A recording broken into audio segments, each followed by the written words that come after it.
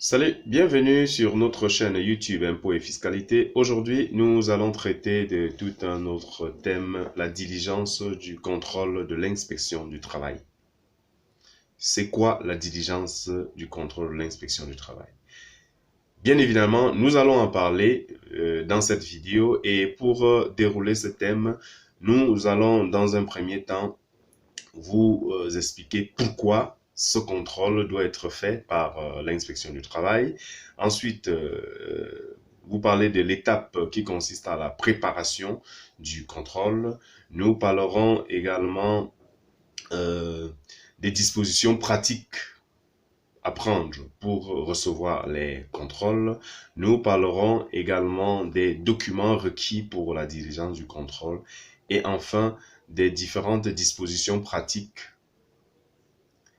requises à la clôture du contrôle de l'inspection du travail.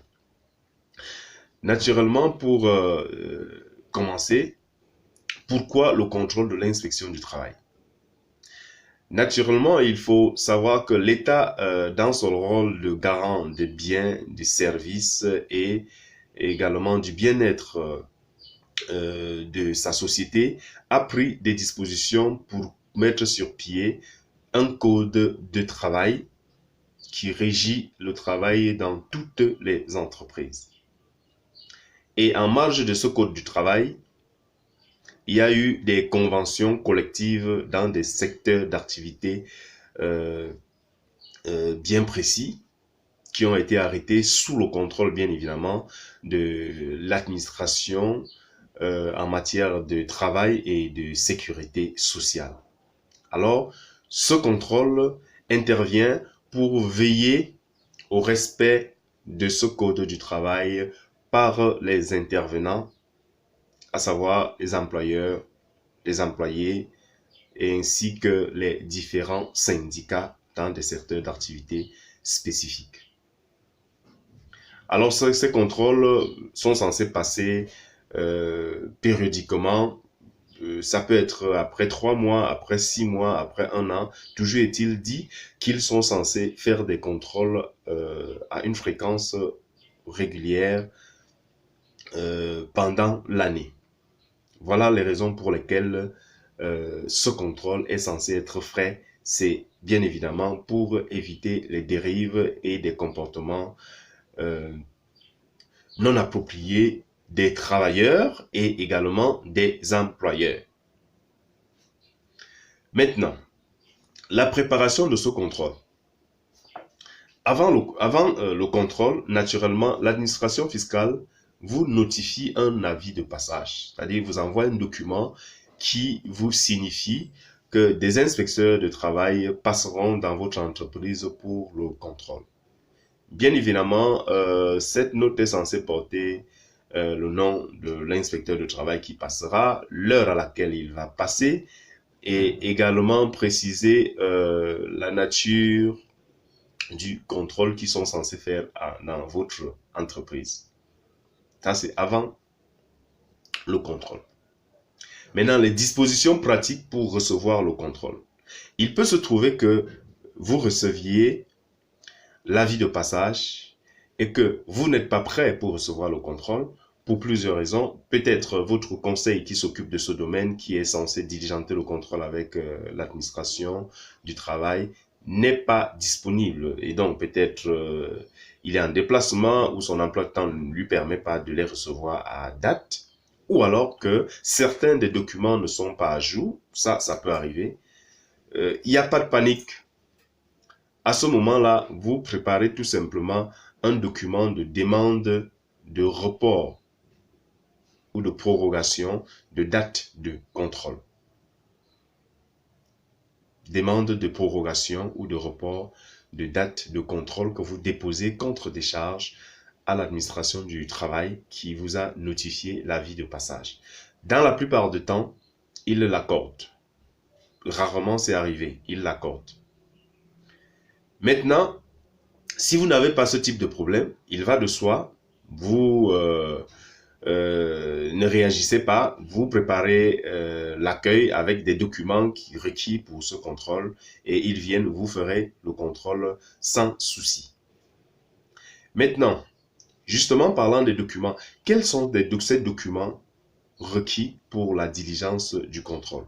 Il y en a plusieurs et que la majorité d'entrepreneurs ou de chefs d'entreprise ne sont pas informés. Le premier document, c'est la déclaration d'établissement. La déclaration d'établissement, c'est un document que vous êtes censé souscrire ou alors vous êtes censé obtenir à l'administration du travail à l'ouverture de votre entreprise. Vous devez vous rendre là-bas, déclarer votre activité, dire que vous voulez exercer dans tel domaine. Naturellement, vous aurez besoin d'un certain nombre de documents pour vous rendre là-bas. Parce que pour vous y rendre, vous devez être déjà constitué en entreprise, c'est-à-dire que avoir un registre de commerce, un numéro d'immatriculation à la CNPS et bien évidemment, vous vous rendez là-bas, ils vont vous délivrer une déclaration d'établissement qui ne coûte rien. Vous n'avez rien à payer. Le deuxième document, c'est justificatif d'immatriculation de l'entreprise à la CNPS. Ah, naturellement, vous devez justifier que votre entreprise est immatriculée à la CNPS.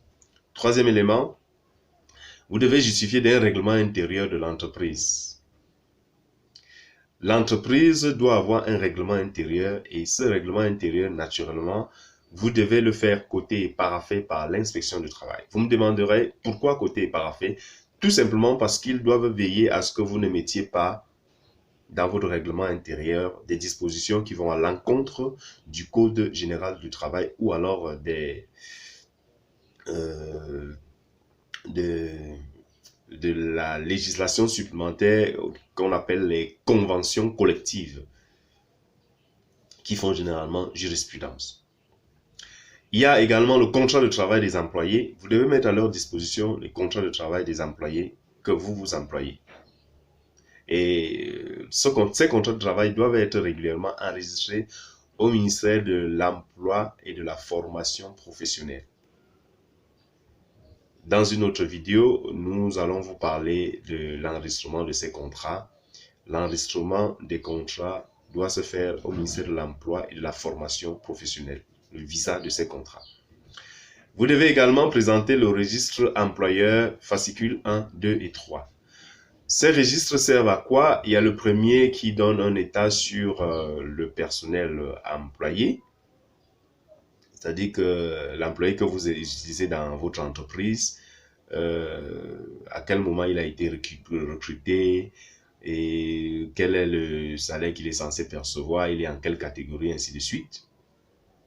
Le deuxième document vous présente l'entreprise en détail ainsi que la déclaration de main-d'œuvre qui est censée être 2 fois l'an, au début de l'année et en fin de l'année.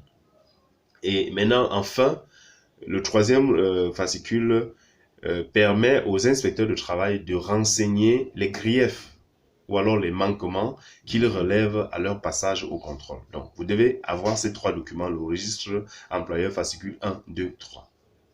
Il faut également les copies des bulletins de paye des employés. Ces copies peuvent être manuelles, c'est-à-dire que les bulletins de paye que vous avez achetés en librairie, qui sont tenus avec des souches à carbone, vous remettez l'original à l'employé et la copie reste. Ces 2 copies peuvent être des bulletins de paye électroniques. À ce moment, vous devez écrire à l'administration du travail pour demander la dispense d'utilisation des bulletins de paye manuels. Quand ils vous répondent, tant mieux. S'ils ne vous répondent pas, l'absence de réponse vaut acceptation. Vous pouvez donc commencer à utiliser le bulletin de paye numérique et garder les copies que vous présenterez au passage du contrôle de l'inspection du travail. Également, le prochain document, c'est le livre de paye des salaires. Le livre de paye, c'est un état qui détaille tous les éléments de salaire. Salaire brut, salaire, les avantages, indemnité, salaire brut, retenu, impôt, cotisation, CNPS et puis le salaire net. Ça présente tous ces détails. Également, le registre de visite médicale du personnel. Et ce registre de visite médicale doit être tenu et suivi par un médecin de travail avec qui vous avez passé un contrat. pour le suivi de vos employés de façon périodique. Il y a justement la convention de suivi du personnel par un médecin de travail, comme je le disais tantôt.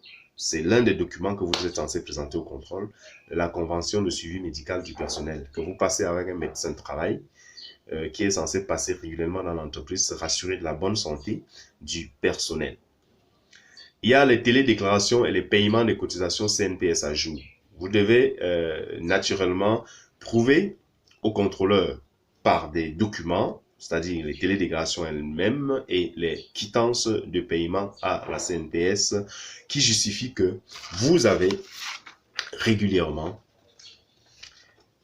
télédéclaré et payé vos cotisations CNPS dans les délais. C'est extrêmement important. Maintenant, les dispositions pratiques de fin de contrôle. Quand vous êtes déjà en fin de contrôle, qu'est-ce qui se passe? Généralement, il y a une fiche de visite d'inspection des entreprises que les contrôleurs vont vous soumettre. Cette fiche de visite d'inspection des entreprises doit présenter un certain nombre d'informations que vous êtes censé fournir aux inspecteurs de travail de façon fidèle. Vous leur donnez ces documents et eux, étant en contrôle, sont censés vérifier ces informations et se rassurer qu'elles sont probantes, sincères. Et au terme, vous devez signer en tant que responsable d'entreprise ou en tant que le conseil qui diligence le contrôle, et les inspecteurs doivent signer pour pour le compte de l'administration du travail. Alors, cette fiche de visite d'inspection des entreprises prend en compte un certain nombre de renseignements, comme des renseignements concernant la nature de la visite de travail dans votre entreprise, l'identification des inspecteurs qui sont venus en visite également, également identification de la structure, l'identité de la structure, c'est-à-dire que votre structure fait dans quel domaine, ça, quel nombre d'employés, ainsi de suite. Il y a l'information sur le personnel de la structure. Ce personnel, il travaille dans quel cadre? Il travaille de nuit, de jour, est-ce qu'ils ont des heures supplémentaires, ainsi de suite. Il y a également conditions et organisation du travail. Comment est-ce que le travail est organisé dans l'entreprise? Il y a les relations professionnelles, la santé et la sécurité au travail, la sécurité sociale au travail, et enfin le climat social dans le travail. Voilà l'ensemble des éléments que vous allez retrouver de façon un peu exhaustive et ramassée, que vous allez retrouver dans la fiche de visite d'inspection des entreprises que vous soumettront au terme du contrôle les inspecteurs du travail pour visa par les deux parties. Pour le chef d'entreprise dont l'entreprise est contrôlée, il doit viser, ou alors son conseil qui le représente pendant le contrôle. Et de l'autre côté, les inspecteurs doivent signer pour le compte de l'administration du travail. Voilà ce qui a été prévu en ce qui concerne le thème de ce jour qui portait sur la diligence du contrôle de l'inspection du travail. Abonnez-vous massivement sur notre chaîne YouTube Impôts et Fiscalité et sur notre plateforme Facebook, le groupe Impôts et Fiscalité, pour recevoir régulièrement nos chroniques fiscales. Emmanuel Ze, votre coach en fiscalité.